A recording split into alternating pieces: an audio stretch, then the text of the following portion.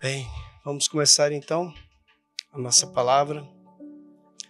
Hoje nós vamos falar a respeito da carta de Paulo a Filemão. Eu vou fazer o uso da leitura versão VFL, versão fácil de ler, da Bible League International. Eu quero fazer aqui a bibliografia dos livros que eu consultei para poder fazer esse estudo. Então, rapidamente, vou dizer aqui os nomes que eu utilizei. A Bíblia, o estudo Vida, comentário sobre Timóteo Filemão, da editora Árvore da Vida, Witnesses Lee.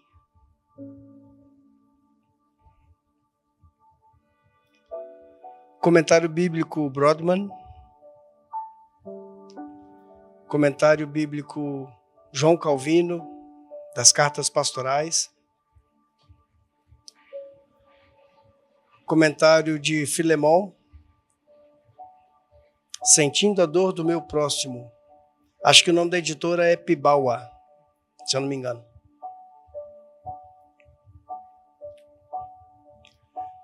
Comentário de São João Crisóstomo, doutor da Igreja. Comentário James Burton Kaufman, de 1 e 2 Tessalonicenses, 1 e 2 Timóteo, Tito e Filemão.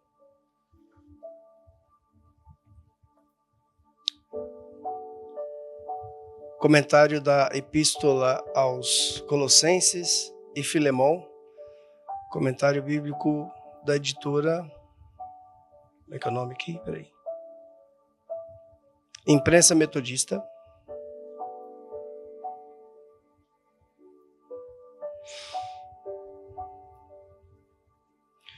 Comentário homilético do pregador, 1 e 2 Timóteo, Tito e Filemão.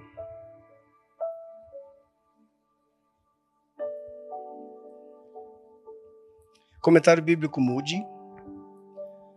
Comentário Beacon. Comentário Warren Wiersbe. Comentário bíblico de Matthew Henry. Comentário de William Buckley.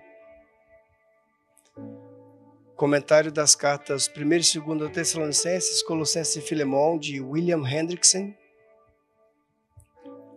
Introdução e comentário de Colossenses e Filemão, por Ralph Martin.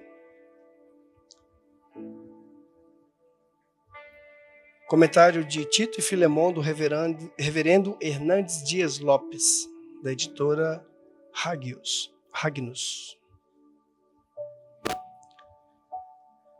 Acho que eu falei todos. Acho que é isso. E de quebra também eu li a carta de Inácio de Antioquia aos Efésios, porque faz a menção do bispo de Efésio, e vocês vão entender por quê.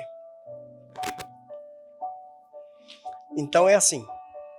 A carta a Filemão é uma carta chamada pelos especialistas como uma carta pessoal. Ela é como se fosse um bilhete.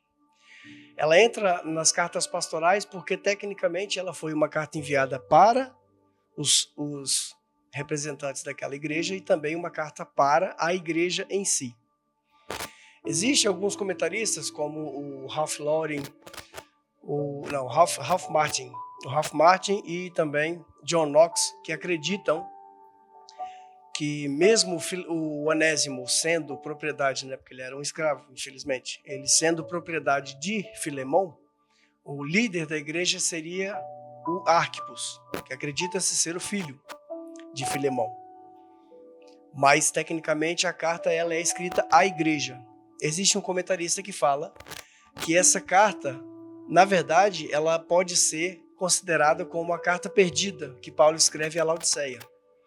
Existe uma linha de pensamento, alguns pensadores que acreditam que a casa onde a Bíblia fala que era a igreja, que era a casa de Filemão, ela estava próximo da divisa entre Laodiceia e Colossos, que era perto. E quando você lê a carta que é escrita por Paulo aos Colossenses, ambos os homens, que é o Tíquico e o Onésimo, são os amanuenses, as pessoas que vão levar essa carta até o destino final na igreja. Então acredita-se, alguns, são poucos, mas alguns comentaristas acreditam que ela é a carta perdida, que nós chamamos de carta de Paulo aos Laodicenses. É uma carta pessoal que fala de algo pessoal, mas que toma uma amplitude geral na igreja, porque ela pode ser lida com duplo sentido. Ela pode ser lida como um pedido do apóstolo Paulo ao seu amigo Filemão, como também pode ser lida como se o próprio Jesus falasse com você. Em alguns pontos, a linguagem é muito franca e direta e a gente consegue sentir que é uma mensagem de Cristo para nós. Então, como de costume, eu vou fazer a leitura de toda a palavra na VFL. Você pode ler na sua versão favorita, depois você volta para cá para a gente fazer a exegese do texto. Paulo, prisioneiro por causa de Cristo Jesus e do irmão Timóteo, ao querido Filemão, nosso companheiro de trabalho, e à igreja que se reúne à sua casa. Esta carta também vai para a irmã Áfia e para Arquipo, nosso companheiro de batalha. Que Deus, nosso Pai e o Senhor Jesus Cristo lhes deem graça e paz. Todas as vezes que eu oro, eu me lembro de você e agradeço ao meu Deus, porque ouço falar da fé que você tem para com o Senhor Jesus e do amor que você tem para com todo o povo de Deus.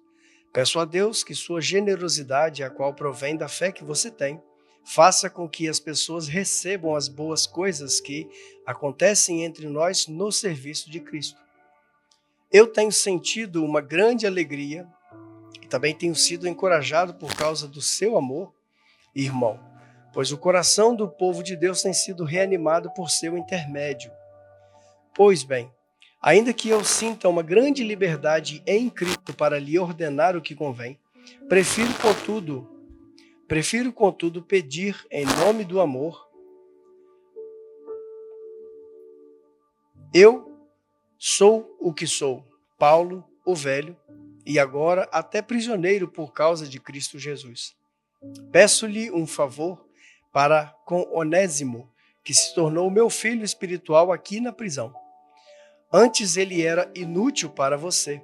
Atualmente, porém, ele é útil não somente para você, como também para mim. Eu vou enviá-lo de volta a você, embora devesse dizer que, ao enviá-lo, estou enviando o meu próprio coração. E gostaria que ele ficasse aqui comigo, para que pudesse me ajudar em seu lugar, enquanto eu estou na prisão, por causa das boas novas. Mas não quis fazer nada sem a sua permissão, para que sua boa ação não seja forçada, mas voluntária. Pode ser que Onésimo tenha se afastado de você temporariamente, a fim de que pudesse tê-lo de volta para sempre. Você o terá de volta, já não mais como um escravo, porém, muito mais do que um escravo. Como um irmão querido, eu amo muito, mas você vai amá-lo ainda mais, não somente como ser humano, mas também como irmão no Senhor. Portanto, se você me considera companheiro, receba-o como se estivesse recebendo a mim. E se ele lhe causou algum dano, ou se lhe deve alguma coisa, ponha tudo em minha conta. Eu, Paulo, escrevo isto com a minha própria mão. Eu pagarei. É claro que eu não preciso dizer-lhe ou lhe dizer que você também me deve a sua própria vida. Portanto, irmão, eu lhe agradeço que me faça esse favor e que assim me reanime o coração em Cristo. Estou escrevendo essa carta confiante em que você vai fazer o que lhe estou lhe pedindo e sei que você fará ainda mais do que isso. Ao mesmo tempo, prepara-me também um quarto, pois confio que, por meio das orações de vocês, Deus me deixe ir vê-los novamente. Epáfras, meu companheiro de prisão em Cristo Jesus, lhe manda lembranças. Marcos, Aristarco, Demas e Lucas, meus companheiros de trabalho, também mandam lembranças. Que a graça do Senhor Jesus Cristo esteja com vocês. Aqui nós temos muitos nomes. Esse Demas é o mesmo Demas que depois ele vai falar lá na carta a Timóteo, que se apaixonou pelo mundo e abandonou o evangelho e deixou o apóstolo na mão. Aristarco também é um companheiro. Marcos, acredita-se que seja realmente João Marcos, que escreveu o evangelho de Marcos baseado nas pregações de Pedro. E Lucas, que foi aquele que tecnicamente nunca teria abandonado o apóstolo até o momento da sua execução. Mas nós vamos agora voltar ao início da carta e vamos fazer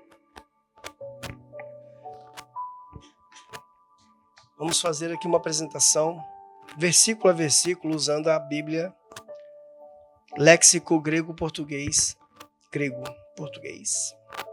Muito bem. Essa carta é a única carta que Paulo não se apresenta como apóstolo. Ele se apresenta como prisioneiro. E o nome que ele usa aqui como sendo prisioneiro se deve ao fato tanto de ele estar preso literalmente, quanto ao fato de que ele e os demais estavam presos, o que ele gostaria de chamar como as algemas de Cristo, que era atado, preso ao serviço do evangelho. Isso fala a respeito do serviço que ele tinha da pregação, e alguns dos que fala no final da carta, dizendo que manda para ele alguns, como se diz, cumprimentos, aqueles que falam no final da carta, esses mandam cumprimentos, os meus colegas de prisão, meus colegas de batalha. Acredita-se que nem todos estivessem realmente presos ou processados, porque se realmente essa carta foi escrita na primeira prisão que Paulo enfrenta em Roma, descrita nos últimos capítulos de Atos dos Apóstolos, então ele tinha livre acesso a pessoas que poderiam entrar na casa dele. É de opinião que, então, o escravo da carta, o Onésimo, ele entra não em prisão, mas ele entra livremente como uma visita para poder falar com Paulo a respeito do seu problema. Outros acreditam que essa carta pode ter sido escrita de Éfeso, onde Paulo também foi preso por pouco tempo, ou talvez de Cesareia de Filipe, onde ele ficou 2 anos preso. Porque eles têm muita dificuldade de aceitar que esse escravo teria andado 2.000 quilômetros ou mais da casa dele, entre Laodiceia e Colossos, até chegar a Roma e depois retornar. Mas a maioria dos comentadores ainda assim afirma que essa carta foi feita na prisão de Roma, a primeira prisão, onde ele passa 2 anos preso, depois ele tem uma soltura momentânea e ele volta a pregar novamente, volta a viajar. Inclusive, alguns especialistas da carta de Romanos vai dizer que, como ele diz na carta de Romanos, que ele prefere vir à Espanha, talvez ele tenha até pregado aqui, porque aqui ainda era Espanha naquela época, né? Talvez tinha outro nome, mas... Então, quer dizer, Espanha, naquela época, possivelmente poderia se chamar, em hebraico eles chamam Espanha de Sefarad. Então, se ele falou em hebraico, possivelmente o nome do lugar era Sefarad. O primeiro versículo diz assim: Paulo, prisioneiro de Cristo Jesus, e o irmão Timóteo, que possivelmente estava lá em visita, porque sabemos que mais futuramente Timóteo vai ser enviado como o pastor da igreja de Éfeso. Então, eu, irmão Timóteo, ao amado Filemão, nosso colaborador. Esse colaborador aqui vem da palavra sinergos, porque a palavra argon é trabalho e sin é conjunto. Então, sinergos é um colaborador, é um co-trabalhador, trabalha-se junto. Por que ele trabalha junto? Acredita-se que ele era um homem muito rico e, ouvindo a pregação de Paulo, ele se converte a Jesus e ele cede a sua igreja, ou melhor, a sua casa, para formar a igreja. Lembre-se você que naquela época nós tínhamos o que nós conhecemos como domus ecclesias, as igrejas nos lares. E existem muitas descobertas, ainda mais hoje que a arqueologia bíblica avançou muito, você pode ver no YouTube isso, muitas casas grandes que foram descobertas com pinturas e afrescos, sinalizando cenas como o batismo, sinalizando cenas como a ceia, ou fotos do que eles acreditavam ser os primeiros pais da igreja. Então, é um palpite muito grande que era uma igreja, uma casa que funcionava dentro da igreja e era patrocinada por esses homens que Deus concedeu riqueza, e para esse fim também foi aberto lá uma igreja. Alguns comentaristas são de opinião forte de que o chefe da igreja, ou seja, o pastor, né? O chefe ficou muito feio. O pastor da igreja, o líder da igreja, seria então o Arquipo. Acredita-se que Arquipo era filho de Filemon e que Áfia seria sua esposa, por causa da maneira com que foi escrito a introdução da carta. A saudação da carta e o corpo da carta e tudo com que é escrito nela até o final segue um padrão de cartas helenistas da época em que essa carta se diz ser. Então, por volta aí, quando Paulo tinha mais ou menos entre 60 a 65 anos de idade, mais ou menos, isso foi, talvez, entre os anos 60 e 70, né, do primeiro século. Então, acredita-se que Filemon era o chefe do lar, o homem rico que cedeu a casa.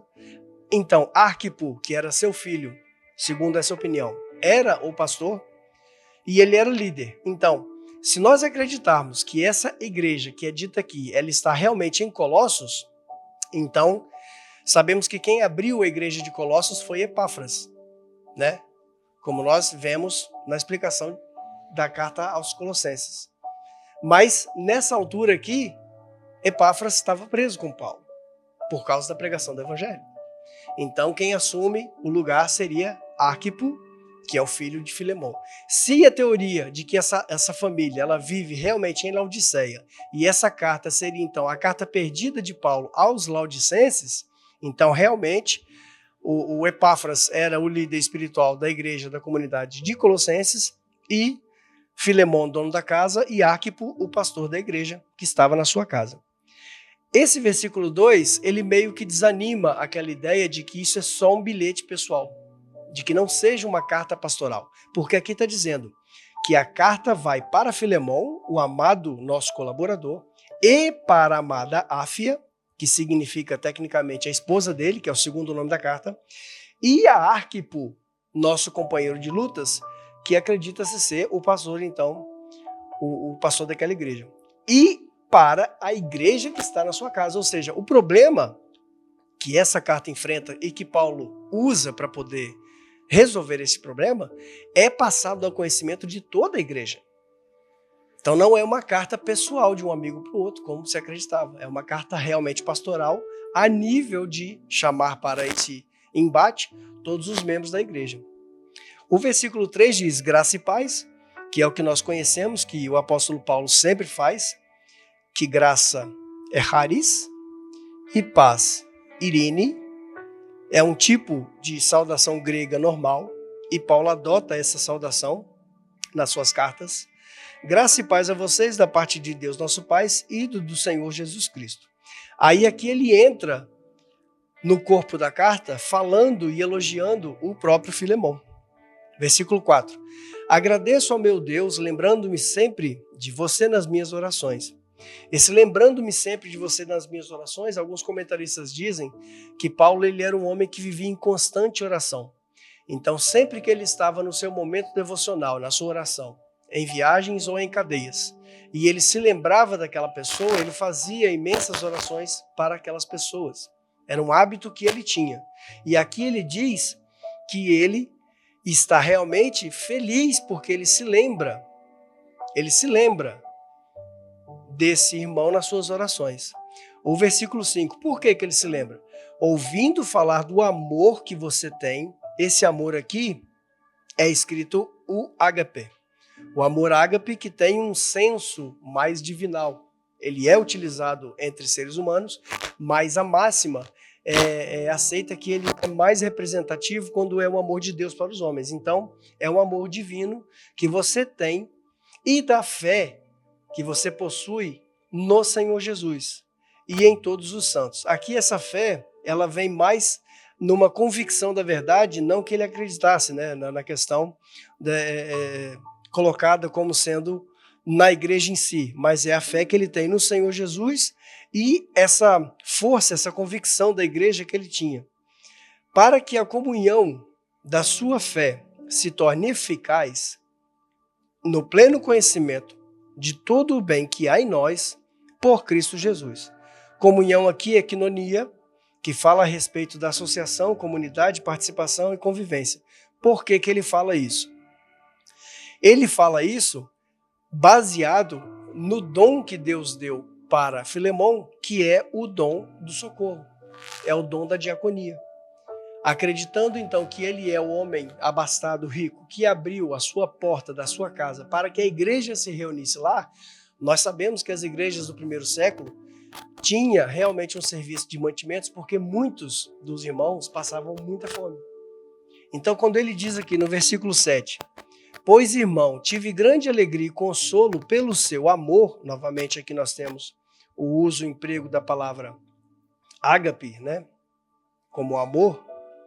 Ele diz aqui, pois o coração dos santos tem sido reanimado por meio de vocês. A palavra original aqui para coração é splarnon, alguma coisa assim, splarnon. Significa entranhas, intestinos, desde o coração, pulmão, fígado, tudo aquilo que está na caixa torácica. Por quê? Porque tinha uma crença antiga que dizia que as emoções, elas vêm das entranhas e não do coração ou pensamento, como depois ficou colocado. Geralmente, quando é dito coração, a palavra grega para coração é cardia. Então, aqui ele usa essa palavra que dá a entender entranhas por dois significados. Possivelmente, esse homem, ele tendo o dom de diaconia, de serviço, ele alimentava essa igreja. Ele não somente ajudava nas bênçãos espirituais, mas também nas bênçãos de alimentação, bênçãos físicas, materiais. Ele alegrava as entranhas dos seus convidados. Então ele fazia um trabalho de apoio. Lembra lá na instituição dos primeiros diáconos, em Atos capítulo 2, 3, que fala a respeito dos homens que deveriam servir às mesas? Por quê? Porque enquanto o apóstolo está aqui na frente, pregando, ensinando e falando de Cristo, as pessoas nos bancos estavam comendo. Porque talvez aquela refeição da igreja, do culto ágape, era a única refeição decente que aquela pessoa iria ter na semana. Então era um hábito que as pessoas fizessem esse tipo de reunião tendo alimentação. Então é por isso que ele se alegra de que o coração, né, dos santos, as entranhas dos santos fossem reanimadas por meio de você. Então aqui nós vamos entrar num assunto em que Paulo, você vai entender por que ele não usa o termo apóstolos, se nomeando e se utilizando da sua autoridade ministerial como sendo apóstolo, mas que ele se rebaixa e coloca como prisioneiro. Por quê? Versículo 8. Por isso, embora eu tenha plena liberdade em Cristo para te mandar o que é apropriado, peço-te, portanto, em nome do amor. Que amor? Ágape. Peço-te, portanto, em nome do amor, que é o amor ágape, sendo eu, Paulo, o velho, e agora até prisioneiro de Cristo. No versículo 9, ele faz a ligação do primeiro versículo, se intitulando novamente prisioneiro. Prisioneiro das cadeias, por causa do evangelho, e prisioneiro de Cristo, porque ele sempre se colocou servo de Cristo. As suas saudações, por exemplo, você pode ver em Romanos capítulo 1, versículo 1, ele fala, eu sou Paulo, apóstolos, ou seja, fui enviado, comissionado, e sou dulis, eu sou escravo de Cristo. E aqui ele coloca-se como um prisioneiro. E por que ele coloca como um prisioneiro? Depois ele utiliza o termo dizendo, eu sou o Paulo, o velho. A palavra utilizada aqui como velho, ela tem uma grafia, uma escrita diferente, mas ela é a mesma palavra presbites, que é da família da palavra presbíteros. Nós sabemos que presbíteros é velho, idoso, ancião.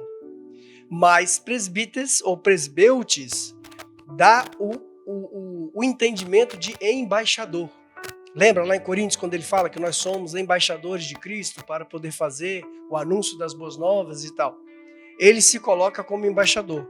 Mas os especialistas da carta, eles dão mais ênfase na realidade que seja utilizada o significado de velho, presbites como sendo velho, para que, de fato, não tenha essa ênfase de autoridade, porque se ele colocou no versículo 8 que ele tendo plena liberdade para mandar o que é necessário, mas ele prefere pedir, não faria sentido se de fato ele tivesse então utilizado a palavra presbites ou presbeutes como sendo embaixador.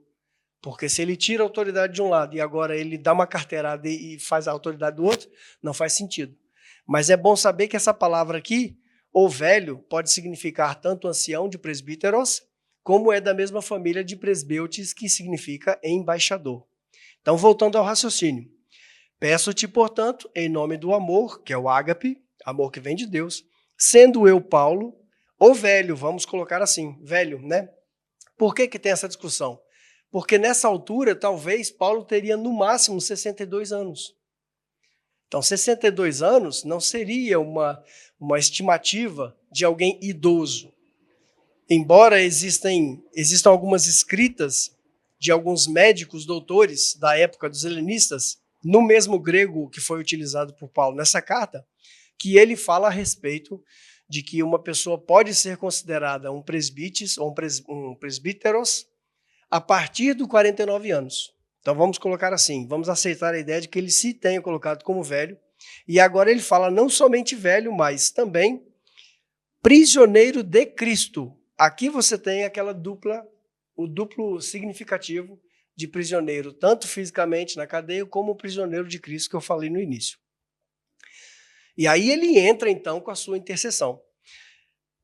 Peço-te, portanto, em nome do amor, sendo eu, Paulo, o velho, agora até prisioneiro de Cristo Jesus, versículo 10, peço a você em favor de meu filho, Onésimo, que gerei entre algemas. Aqui nós temos o nome do rapaz, que é Oníssimos, ou nós traduzimos como Onésimos. E você vê que Paulo ele faz um pedido em nome do rapaz, para essa pessoa. Então, se nós acreditamos que ele está preso na cadeia romana, que é uma casa alugada, se você lê o Atos dos Apóstolos 27 e 28, você sabe que ele alugou uma casa e que ele morava lá em prisão domiciliar até que seja feito o julgamento final dele.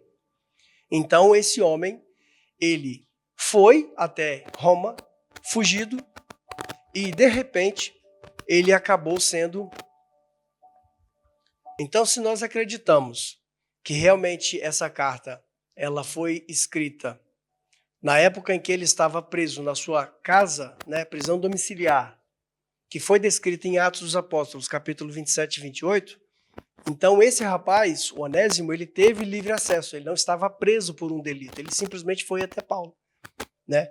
Porque existia naquela época uma lei ateniense, uma lei grega de Atenas, que dizia que quando um escravo ele fugia do seu dono, ele podia, no meio do caminho, buscar apoio a um parente do seu dono. Então, vamos levar isso em consideração. Aqui ele diz que gerei entre algemas, porque novamente acreditamos que ele estava preso. Versículo 11. O qual antes era inútil para você, mas agora é muito útil, tanto para você quanto para mim. E eu gostaria, ou melhor, e eu o estou enviando de volta. Aqui acredita-se que ele faz um uso de uma troca de sinônimos, porque a palavra Oníssimos, que é o nome dele, Onésimo, significa, entre outras coisas, útil ou proveitoso. Alguns estudantes colocam como que tem um significado oculto de ganancioso, mas a maioria dos historiadores e dos comentaristas dessas cartas fala que, na verdade, o uso que o apóstolo faz desse nome, Onésimo, é útil ou proveitoso. Porque, segundo a história, era comum que as pessoas jogassem esses nomes, útil, proveitoso, laboroso, alguma coisa do tipo, nos escravos que não tinham nome. Ou simplesmente rebatizavam os escravos, ou colocavam um novo nome nos escravos. E nós sabemos que, infelizmente, nessa época, um cidadão, se ele fosse pobre e se ele não tivesse condição de se sustentar, ele se vendia como escravo. Existiam vários níveis diferentes de escravidão nessa época. E era feita, então, uma venda. Ele poderia trabalhar recebendo metade de um salário, sendo escravo, por tantos anos de trabalho, para que ele não morresse de fome. Ele também poderia ser vendido por um tribunal para poder quitar uma dívida, se ele por acaso fosse um ladrão, se ele cometesse algum tipo de crime que não levasse à morte propriamente, ele poderia ser vendido para poder restituir o prejuízo que ele causou. Então, quer dizer, não sabemos qual foi a razão que levou Onésimo a se tornar ou a ter sido feito escravo. A escravidão, naquela época, ela tinha as suas, como diz assim, os seus péssimos motivos, as suas péssimas causas, mas nem de longe ela se compara com a escravidão que nós conhecemos, que foi a última escravidão, né, por mais africana que seja, e mais difícil de se lidar, que é aquela que os próprios se vendiam como escravos, né, os rivais das suas aldeias e de países diferentes acabavam por vender os seus inimigos. Nessa época, eles acreditam que em Roma deveria ter por volta de 60 milhões de escravos. Então, mais da metade da população na cidade velha de Roma era escravo. Então, era muito comum ter escravos sendo maltratados sem nenhum motivo. Porque, como a população escrava era muito maior do que a população dos livres, para acontecer ali uma guerra, um motim e eles tomarem a cidade, era muito fácil. Existiam leis romanas muito fortes e muito punitivas para os soldados, para os escravos naquela época, se eles cometessem algum erro. Eu li sobre um artigo que dizia que tinha uma lei que falava assim, se uma pessoa, um dono de propriedade, tivesse muitos escravos e um escravo dele cometesse um crime de morte, a lei permitia que o dono matasse todos os escravos, por causa de um só. E existe um documento daquela época de uma casa que uma pessoa matou alguém da família e todos os escravos, desde jovens, adultos, homens e mulheres, todos eles foram executados. Então, eles tinham um domínio muito severo sobre a escravidão por conta do número de escravos que havia naquela época. Quando o Onésimo ele vai de encontro a Roma, vamos colocar aí que a gente aceitou a hipótese que a prisão foi feita realmente em Roma. Então, quando ele vai para Roma, ele anda mais de 2.000 quilômetros até chegar lá e ele se encontra com Paulo. Ele conta a sua história para Paulo.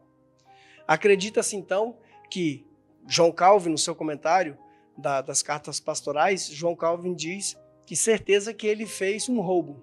Antes dele sair, ele era um tipo de escravo doméstico que tomava conta das coisas do seu dono, do seu mestre, e ele pretende, então, fugir, e ele pega alguma coisa, ele rouba alguma coisa e some, e foge.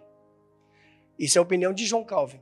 A outra maioria dos comentaristas, eles vão dizer, na verdade, que possivelmente o delito que ele cometeu é que ele fugiu do seu patrão, então, e tudo aquilo que nós vamos ver nos versículos à frente, como Paulo diz que todo o débito e o problema que ele gerou, que ele coloca então na minha conta que eu vou pagar, acredita-se que foi porque tem uma lei romana, nessa época, que dizia que quando alguém dava refúgio para um escravo fugitivo e o dono do escravo achasse esse na sua posse, todos os dias que ele estava na posse dessa pessoa, escondido na casa dele, era cobrado dele, porque ele poderia estar trabalhando e dando lucro ao seu senhor. Então existem essas duas hipóteses. Quando o Onésimo vai falar com Paulo, ele conta a sua história e Paulo escreve então para ele, para Filemon, e ele fala isso aqui: o qual antes era inútil para você, jogando com o nome Onésimo, que pode significar útil ou proveitoso. Mas agora ele é muito útil. Por que ele poderia ter sido inútil? Porque ele fugiu e não está mais trabalhando para você, não está mais te dando lucro. Agora, porém, ele é útil tanto para você quanto para mim, e eu estou enviando de volta. Por que ele está enviando de volta? Porque ele foi gerado no Evangelho na pregação de Paulo. Então, no decorrer da carta, ele vai dizer: receba-o de volta como se fosse a minha própria pessoa. Ou seja, tem umas outras traduções que diz assim: eu estou enviando para você assim como eu envio o meu próprio coração. Aqui, exatamente. Receba-o de volta como se fosse a minha própria pessoa, quero dizer, o meu coração. E aí aqui, no meu coração, usa-se o termo ego, que significa eu mesmo. Eu, né? A pessoa, mim, eu. Eu gostaria de mantê-lo comigo, para que me ajudasse nas algemas, ou seja, na pregação do Evangelho, que carrego por causa do Evangelho. Isso aqui ele fala, alguns comentaristas acreditam que quando ele faz o pedido para Filemon, não tão somente ele pede o perdão de Filemon, não tão somente ele pede para que Filemon seja liberto, mas também existe um terceiro pedido embutido na carta de Paulo, que é para que Onésimo retorne e seja para ele, para Paulo, um amigo de combate, uma pessoa que trabalha falando do Evangelho, pregando e levando as mensagens e as cartas, porque Paulo estava preso. Aqui ele fala, me servir nas minhas algemas. Servir, me auxiliasse nas algemas que carrego por causa do Evangelho. Mas aí Paulo lembra-se que era um pedido. Então ele diz aqui, porém, eu não quis fazer nada sem o teu consentimento, para que a tua bondade não fosse por obrigação, mas de livre vontade. Versículo 15. Pois pode ser que ele tenha se distanciado de você temporariamente, para que o receba para sempre. 16. Não mais como um escravo. Antes, aqui a palavra usada para escravo, nós temos o dulis, que nós já conhecemos, que é o mais baixo grau de escravidão, que não tinha possibilidade de se tornar livre, não tinha possibilidade de ganhar salário, ele era o escravo do escravo. Antes, muito mais do que um escravo, pois como um irmão muito amado, especialmente por mim, e como ainda, com mais razão, por ti, tanto na carne quanto no Senhor. Paulo fala aqui, e ele usa um termo muito difícil de falar, dizendo que agora você não vai mais receber o homem como sendo seu escravo, mas sim como um irmão em Cristo. Porque ele se converte, ele retorna para Jesus, ou seja, ele é ganho no evangelho da pregação de Paulo. Então Paulo se utiliza desse termo para poder deixar bem claro que um chefe de uma igreja não deveria ter escravos. Um chefe, um líder, o dono de uma casa, aonde se reúne a igreja do Senhor, não deveria ter escravos. Em nenhuma carta, nenhum dos apóstolos, ele vai contra, ele prega diretamente contra a instituição de escravidão. Em nenhuma carta de nenhum apóstolo, eles pregam contra a instituição da escravidão, porque seria o mesmo que mandar que todo o exército de escravos se revoltasse contra os seus senhores, e todos eles seriam mortos. Então a preocupação maior seria que eles primeiro tivessem contato com Cristo, tanto o escravo quanto o seu senhor, o dono, para que houvesse então uma quinonia, uma comunhão em amor, para que então se houvesse soltura ou se houvesse um tratado, né, uma forma de trato fino entre os dois que fosse baseado no amor. Então Paulo aqui é muito enfático em dizer, você vai recebê-lo de volta, não mais como sendo aquele escravo que te abandonou, mas como um irmão em Cristo. É muito comum você ver isso hoje. São os pastores que vivem em algum vício e pregam contra o vício que vive. São pastores que faz algum tipo de violência, mas aqui no púlpito ele prega contra a violência que ele faz. Assim também era este homem, que era um pastor falando da liberdade de Cristo, mas possuía escravos. Então Paulo faz dessa forma, ele fala dessa maneira, sem se utilizar de uma severidade do apóstolo Paulo ou do embaixador, como nós vimos aqui na palavra presbíteres, mas como um amigo. Acredita-se que é, portanto, esse amigo de Paulo que foi salvo por ele de alguma situação. Nós vamos chegar aqui nesse versículo. 17. Se, portanto, você me considera companheiro, receba-o como se fosse eu. É muito engraçado isso, é uma coisa muito boa. Às vezes nós temos o defeito de querer aceitar uma pessoa ou de perdoar uma pessoa, de ter de volta o contato com alguém que nos feriu, mas a gente fala assim, eu perdoo, mas eu não quero contato. É um direito seu. Mas imagina se Jesus falasse com você, você pecou de novo? Tá bom, eu te perdoo, mas eu só não quero amizade mais. Você vai pro teu canto, eu fico aqui no meu. Então é a mesma coisa que Paulo está falando aqui. Receba-o como se fosse a mim. Agora imagina Jesus falando conosco. Por algum problema que a gente tem, alguma desavença, a gente tem que perdoar uma pessoa, porque é um ato cristão perdoar. E a gente não quer perdoar, então a gente usa essas palavras aqui, ó. Recebe essa pessoa na sua vida como se fosse eu. Paulo usa esse termo. Eu, Paulo, escrevi isso com a minha própria mão. Eu pulei o 18, né? Se ele te causou algum dano, ou teve algo, ou te deve algo, coloca tudo em minha conta. Eu, Paulo, escrevi isso com a minha própria mão. Eu pagarei eu pagarei o que ele deve a você, sem mencionar que você também é devedor para comigo. Aí é que está a questão.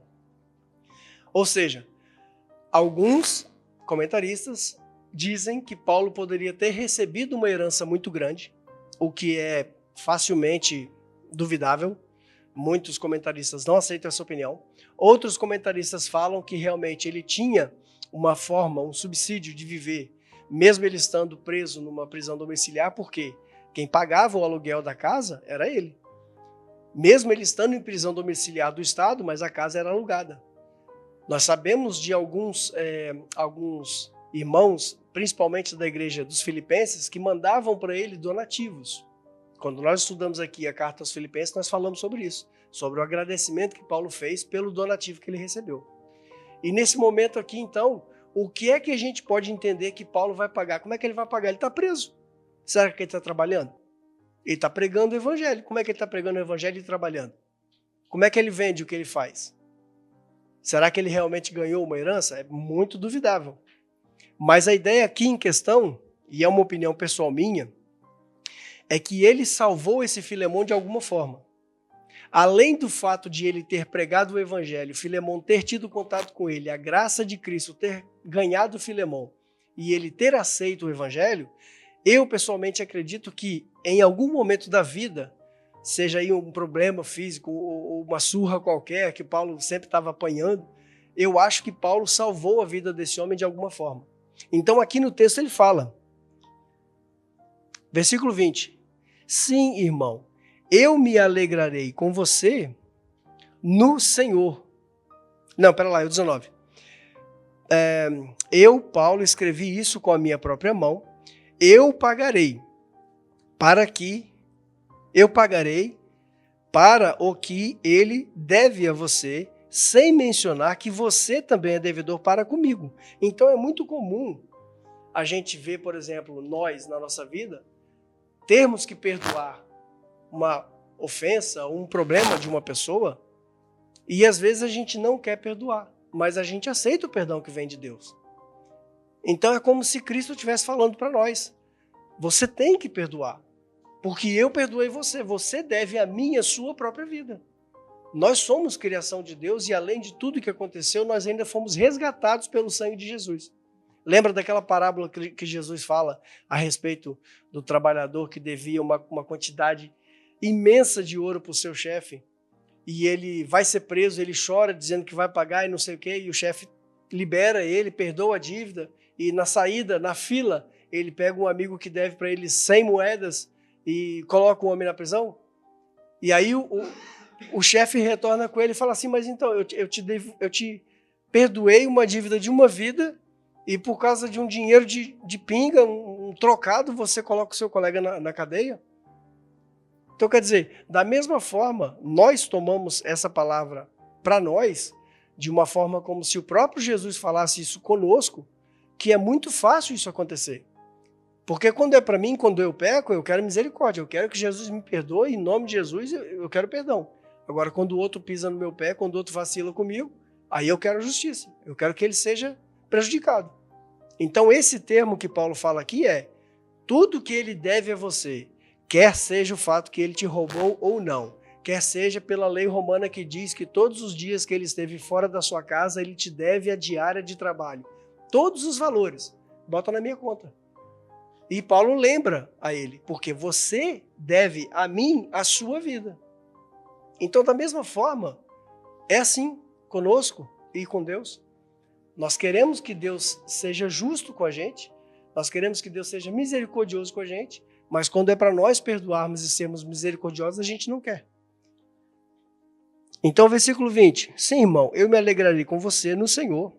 Traz alívio ao meu coração no Senhor e reanima-me em Cristo. Falando a respeito do favor, né? Muitas aspas, favor que ele pediu a Filemon. Imagina, Filemon, lendo aquela carta. Aqui é costume acreditar que quem levou a carta para casa foi o próprio escravo, Onésimo. Ele lá, olhando um para a cara do outro, e fala assim, esse Paulo só pode que estar de brincadeira comigo. Eu não acredito que ele mandou fazer isso. Porque pensa comigo, numa sociedade onde mais da metade da população era escrava, e agora já era inapropriado o chefe da casa onde a igreja se reunia ter um escravo ou não. Mas ele perdoar um escravo, libertar um escravo, e ainda mais um escravo que fez prejuízo para ele, seria naquela nação uma grande humilhação. Por que ele está liberando esse escravo? Por causa do amor da lei de Cristo. Paulo, em outra carta, ele fala, se você aceitou o evangelho, conheceu a Cristo sendo escravo, não se apresse em libertar. Se você conheceu o evangelho, aceitou Jesus sendo livre, então não se apresse em fazer qualquer coisa. Mas em outra parte ele vai dizer, se você tem possibilidade, sendo escravo, de comprar a sua liberdade, então faça isso. Ou seja, ele não ataca diretamente a instituição da escravatura, mas ele faz com que as pessoas que possuíam escravo pensassem de uma forma simples e respondessem isso baseados no amor de Cristo. E aqui ele fala com esse homem para que ele possa então libertar o escravo e não somente libertar, aceitá-lo como um irmão em Cristo, sentar na mesa com ele. Nós falamos muito de graça, nós falamos muito de perdão e misericórdia. Mas será que se um assassino sentar na mesa com a gente e pedir perdão a Deus, nós temos coragem de perdoar? Será que se a gente souber de um violento, um pedófilo, um crime qualquer, nós teríamos coragem de perdoar como Jesus perdoou? Essa carta é muito forte, ela é muito profunda. Para aquele homem, naquela época, quase 2000 anos atrás, imagina o dilema que ele teve de não somente esquecer o prejuízo, não somente aceitar de volta na sua casa um escravo que cuspiu no prato e foi embora, mas aceitá-lo como irmão em Cristo. E quando você lê a carta de Inácio de Antioquia, que ele escreve a Efésios, mais ou menos no século II, existe um bispo da igreja de Éfeso que é chamado Onésimo. E a maioria da tradição dos pais da igreja acredita que é este Onésimo dessa carta. Então nós, baseando-se nessa possibilidade, nós sabemos que foi perdoado, Filemon perdoou esse homem cresceu, ele foi devolvido a Paulo, esse homem cresceu de uma forma espiritual e acredita-se que os primeiros tratados, ou seja, as primeiras bíblias daquela época, que nós chamamos de cânon moratoriano, foi um dos primeiros escritos, né, como a Bíblia que nós temos hoje, com todos os livros que nós temos hoje, foi feito ou foi auxiliado por esse Onésimo, que era então bispo de Éfeso, que acredita-se ser o Onésimo escravo nessa carta. Você percebe, se isso realmente for real, se for verdade, o que nós acreditamos que sim, o quão grande é o poder de Deus na vida de uma pessoa, de tirar essa pessoa da escravidão, de fazer passar por todo esse suplício e essa pessoa crescer no ministério, aceitar o evangelho, viver para Cristo e se tornar um grande e memorável bispo, citado em inúmeras cartas de grandes homens. São João Crisóstomo fala a mesma coisa no comentário que eu li. Depois a carta de Inácio de Antioquia cita o bispo de Éfeso? Onésimo. Então, muitas vezes nós temos esse problema de perdoar a pessoa, de aceitar a pessoa de volta, de esquecer um erro, um pecado e fazer com que a pessoa possa caminhar livremente na fé, não sabendo nós, porque nós não vemos o futuro, que essa pessoa vai ser um grande homem no futuro.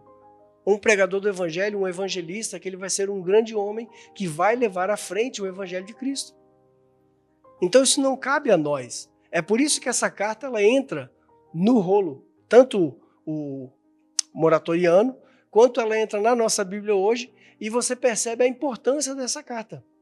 No comentário de John Calvin, ele fala que ela é uma carta vulgar, uma carta comum, que não teria interesse que essa carta estivesse lá.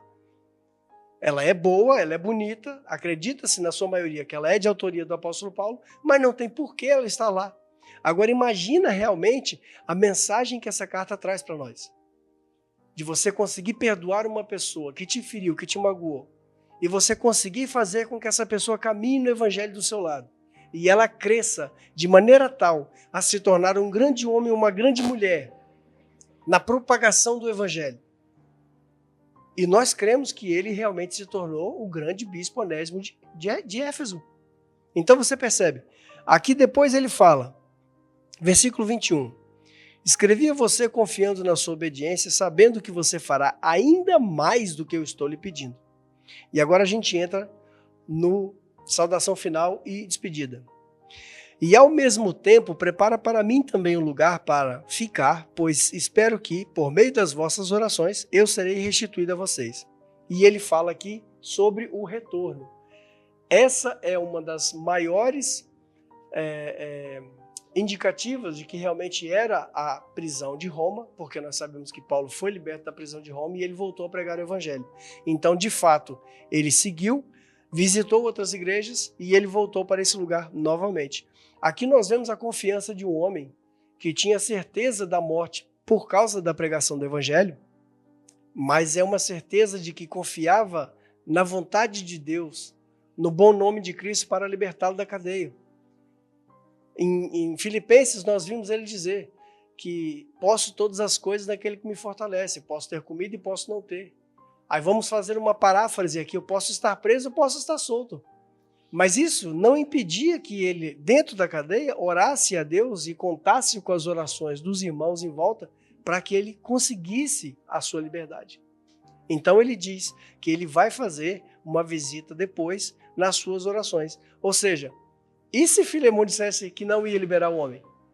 Aí passasse alguns meses ou anos, o apóstolo Paulo bate na porta. Então, cadê o Onésimo? Você aceitou ele de volta ou não? E a cara do homem ia para onde? Já imaginou? Agora e nós, quando a gente chegar no dia do julgamento, né? Jesus fala assim, então, e o fulano lá que te perdoou? Você perdoou? Eu não mandei você perdoar? Por que você não perdoou? Na hora de pedir perdão, você quer, né? E aí você não perdoa. Olha que legal. Versículo 23. Epáfras, que é quem nós acreditamos que abriu a congregação em Colossos, que é meu companheiro de prisão em Cristo Jesus, te saúda. Esse em Cristo Jesus reforça a ideia de que ele não estava preso fisicamente, que ele estava junto com o apóstolo Paulo, porque como ele estava preso, quem é que fazia o envio das cartas, quem é que fazia o trabalho de fora, trabalho de amanuense, né, o office boy, como a gente chama, ou estafeta, né, entrega aqui, busca ali, faz isso, faz aquilo, eram seus amigos e seus colaboradores, dos quais então Epáfras era um. Marcos, que foi o escritor do Evangelho segundo Pedro, nós sabemos que o Evangelho de Pedro ele é uma coletânea das pregações do apóstolo Pedro, né? Aristarco, Demas, esse Demas aqui é aquele que nós já falamos no início da palavra, lá na carta que Paulo escreve a Timóteo, ele fala que Demas se apaixonou pelo presente mundo, pelo século, e ele me abandonou. Então aqui ele estava fiel, aqui ele estava junto com ele. Lucas e os meus companheiros de trabalho. Versículo 25, a graça do nosso Senhor Jesus Cristo esteja com todos, com o seu Espírito e amém. Essa carta, ela é para mim, pessoalmente. Já li essa carta dezenas de vezes. Ela tem um valor impressionante. Sempre que eu leio, eu aprendo uma coisa a mais com essa carta. E para poder fazer essa exposição, para a gente poder fazer essa exposição, os comentaristas que eu estudei, que eu li, todos eles reforçavam a mesma coisa, que é uma carta muito, muito mais abrangente do que simplesmente um bilhete para um amigo de uma cidade, que era realmente algo que a gente deve utilizar e meditar nisso durante todos os dias da nossa vida. Porque aqui nessa vida, o escravo sou eu.